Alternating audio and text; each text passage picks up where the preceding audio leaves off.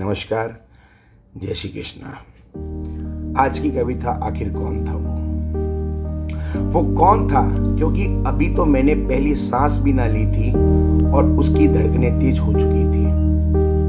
मेरी पहली किलकिलारी सुनते ही पूरे अस्पताल में मिठाई पड़ चुकी थी। याद नहीं मुझे कि पहली किसकी गोद में गिरा था। शायद उसी का हाथ था जो पहले मेरे सर पर फिरा था। हाँ, खाने के वादे थे हमारे घर पे, फिर भी खिलौने सजा रखे थे। अपने सपने छोड़कर उसने मेरे लिए पैसे बचा रखे थे। आखिर कौन था वो? क्योंकि लफ्जों की दुनिया में से अभी मैं अनजान था।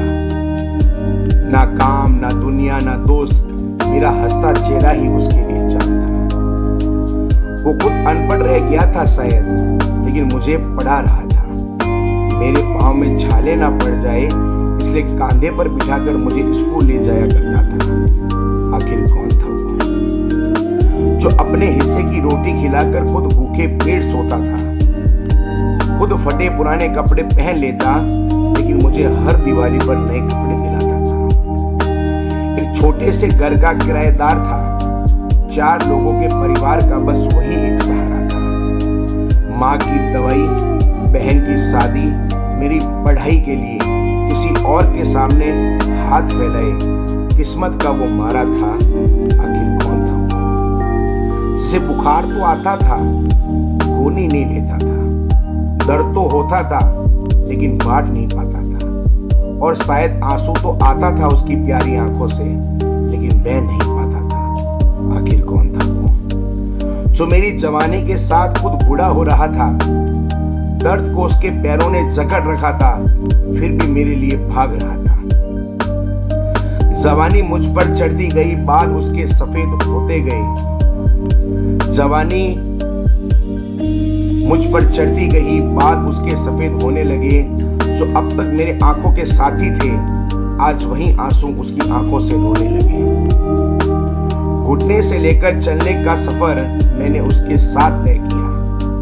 अब जवानी मुझे दौड़ने के लिए कह रही थी, लेकिन वो मेरे साथ नहीं दौड़ सकता था। अपनी मंजिल तक पहुंचने के लिए मैं इतना नीच बन चुका था, उसे बीच राह में गिरता बेसहारा छोड़ देना चाहता था।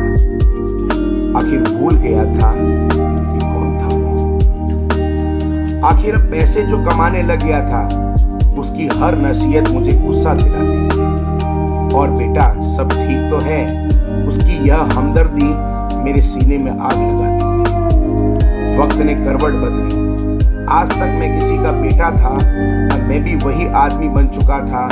वही सपने, वही ख्वाहिशें, वही छोटा सा चेहरा मेरा खुदा बन चुका था।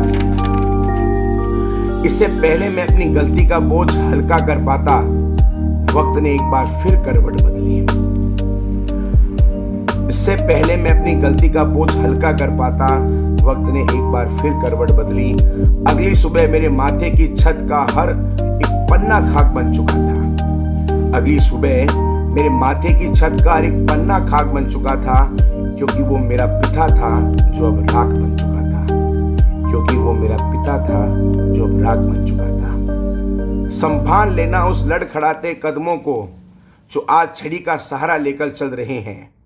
संभाल लेना उस लड़खड़ाते कदमों को जो आज छड़ी का सहारा लेकर चल रहे हैं, क्योंकि याद रखो, कल तुम्हारा भी बेटा समझदार होगा और नहीं कर पाए अपने पिता से सच्ची मोहब्बत, और नहीं कर पाए अपने पिता से सच्ची मोहब्बत, तो वही बेटा इन्हीं लफ्ज़ों का हकदार होगा। वही बेटा इन्हीं लफ्ज़ों का हकदार होगा।